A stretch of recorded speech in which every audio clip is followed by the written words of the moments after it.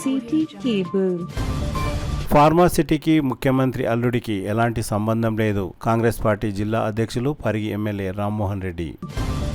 దుద్యాల మండలం లగచెర్ల ప్రాంతంలో ఏర్పాటయ్యే ఫార్మాసిటీకి ముఖ్యమంత్రి అల్లుడికి ఎలాంటి సంబంధం లేదని కాంగ్రెస్ పార్టీ జిల్లా అధ్యక్షులు పరిగి ఎమ్మెల్యే రామ్మోహన్ రెడ్డి తెలిపారు. కాలుష్యం లేని పరిశ్రమలు స్థాపించడానికి ముఖ్యమంత్రి చొరవ తీసుకున్నారని, కేటీఆర్ అనవసరంగా ముఖ్యమంత్రి కుటుంబ సభ్యులను విమర్శించడం సరైన పద్ధతి కాదని తెలిపారు. భూమికి సంబంధించిన పలు విషయాలను రామ్మోహన్ రెడ్డి వెల్లడించారు.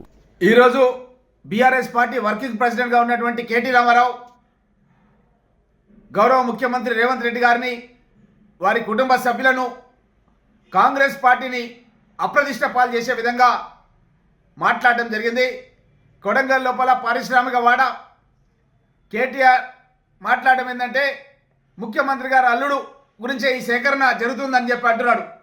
నేను ఇంతకుముందే Telangana industrial infrastructure corporation MD అయినటువంటి విష్ణువర్ధన్ రెడ్డి గారికి ఫోన్ చేసినాను.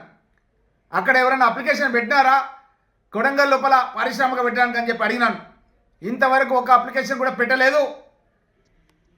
కానీ అక్కడ పారిశ్రామిక వాడ ఎస్టాబ్లిష్ చేసి భవిష్యత్తు లోపల ఎవరైనా గ్రీన్ ఫార్మా కాలుష్యం లేని పరిశ్రమ పెట్టడానికి ముందుకు వస్తే వారికి కేటాయించడానికి 600 ఎకరాలను సేకరిస్తున్నాం.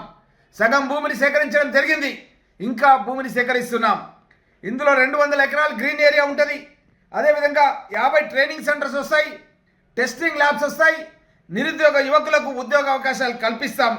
ఫార్మాసిటీలో 15,000 కోట్ల రూపాయల పెట్టుబడి పెట్టే విధంగా ఈ పారిశ్రామిక వార్డును ఏర్పాటు చేస్తామని చెప్పి చెప్పడం జరిగింది.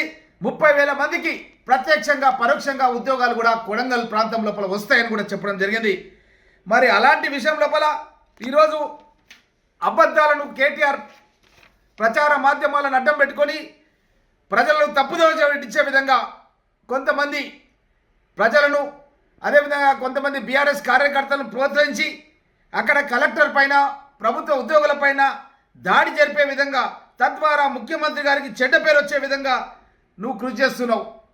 అదేవిధంగా మీ నాయకుడు, మీ పార్టీ నుంచి మొన్నటి వరకు ఉన్నటువంటి ఎమ్మెల్యే నరేందర్ రెడ్డి 40 సార్లు ఎందుకు ఈ యొక్క బీఆర్ఎస్ యూత్ ప్రెసిడెంట్తో మాట్లాడొచ్చింది, A1గా ఎవరైతే తప్పించిండ్రో మీరు ఆ వ్యక్తితో ఎందుకు మాట్లాడవచ్చింది, మీ ఇద్దరు కలిసి కుట్ర చేసిర్రు, ఈ కుట్రను బయట పెడతామని చెప్పి కూడా తెలియజేస్తూ, అదేవిధంగా కొడంగల్ లాంటి వెనుకబడిన ప్రాంతంలో మా వికారాబాద్ జిల్లాలో పరిశ్రమలు రావాల్సిన అవసరం లేదా, సాగునీటి ప్రాజెక్టులు రావాల్సిన అవసరం లేదా, కేవలం మీ సిరిసిల్ల, సిద్దిపేట, గజ్వెలకే పరిశ్రమలు రావాలా, సాగునీటి పరిశ్రమలు రావాలా? మా దగ్గర ఉన్నటువంటి హైదరాబాద్ జిల్లా వాళ్ళ మేము రంగారెడ్డి జిల్లా అంటే దాన్ని తీసుకుపోయి మీరు జోగులాంబ జోన్లు వేసి సంగారెడ్డిని తీసుకొచ్చి హైదరాబాద్ జోన్లో కలుపుకొని మా యొక్క జిల్లాకు రావాల్సిన ఉద్యోగాలు రానియకుండా చేస్తే ఆ రోజు పోరాటం చేసి మళ్ళీ చార్మినార్ జోన్లో కల్పించడం, మా ప్రాణైతే చేవల్ల నేను అడిగి శాంక్షన్ చేయించుకున్న ప్రాజెక్టుని రద్దు చేసిండు మీ నాయన కేసీఆర్.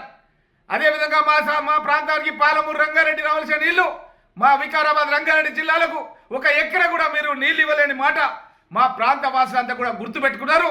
మీకు గుణపాఠం చెప్పడానికి ప్రజలంతా కూడా సిద్ధంగా ఉన్నారన్న విషయాన్ని కూడా తెలియజేస్తూ, మీ మాటలు నమ్మడానికి ఇప్పుడు ఎవరు కూడా తెలంగాణ రాష్ట్రంలో ప్రజలు సిద్ధంగా లేరు. నీకు ఇప్పటికైనా కేటీఆర్ ఛాలెంజ్ చేస్తున్నా, నువ్వు ముఖ్యమంత్రి గారు అల్లుడు పరిశ్రమ పెట్టడానికి అప్లికేషన్ పెట్టినన్నావు. నువ్వు కనుక ప్రూవ్ చేయకపోతే 24 గంటల్లో నువ్వు నీ యొక్క సిరిసిల్ల ఎమ్మెల్యేకు రాజీనామా చేయి, నేను పరిగి ఎమ్మెల్యేకు రాజీనామా చేయడానికి సిద్ధంగా ఉన్నా అని చెప్పి కేటీఆర్కు నేను సవాల్ విసురుతున్నాను.